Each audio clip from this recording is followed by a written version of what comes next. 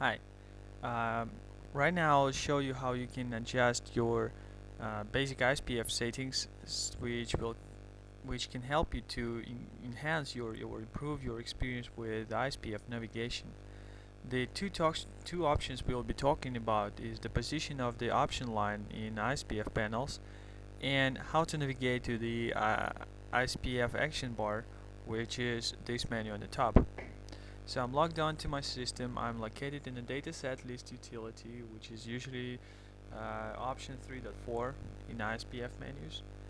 And you see that by default, the option, which is quite common in most of the installations, is to have the option line in the bottom.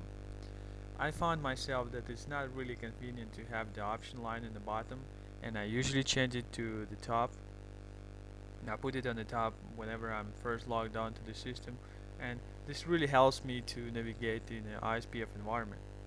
So to adjust the setting to have the option line or a command line on the top, I'm going to the ISPF settings. To get there, I go to the action bar by pressing the home key.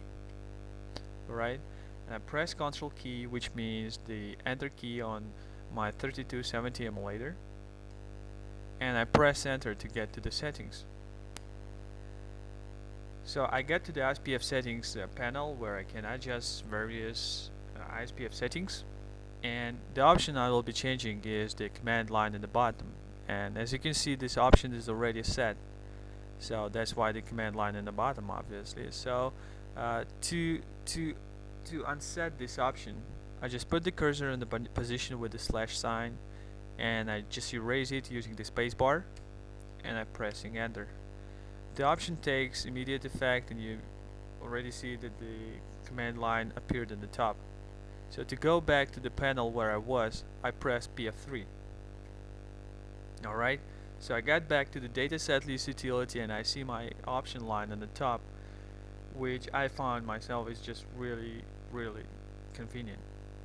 Alright, so let's now change the way how the navigation to the action bar is performed.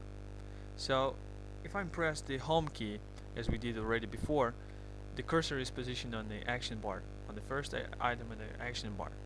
I'm really not using the action bar very frequently, so in this case for me it's way convenient to have the cursor positioned on the command line or on the option line whenever I press the home key. So to adjust the settings, I go back to ISPF settings, and I disable the option tap to action bar choices. So again I press the space bar to unset the option, to remove the slash, which means that the option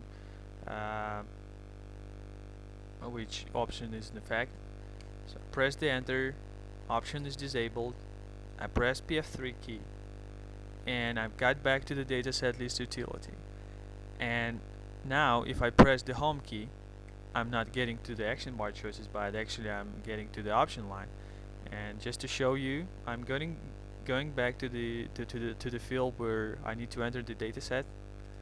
So I got to this field very easily by pressing the enter key, which means my emulator is a new line key. And to get back to the option line, I don't need to use the arrow keys to navigate the cursor. I just press the home key, and it gets immediately on the beginning of the command line or option line. That's really convenient. If I need to navigate, for example, to other panels like 3.4, alright, again the cursor is positioned on the top. It's easily to spot all options available on the panel. If I need to go to some fields where I need to enter some data, just press the enter key, and the cursor jumps to the fields where I need to enter information. And if I, for example, need to go back quickly to some other panel, I just press the home key and enter the panel I need.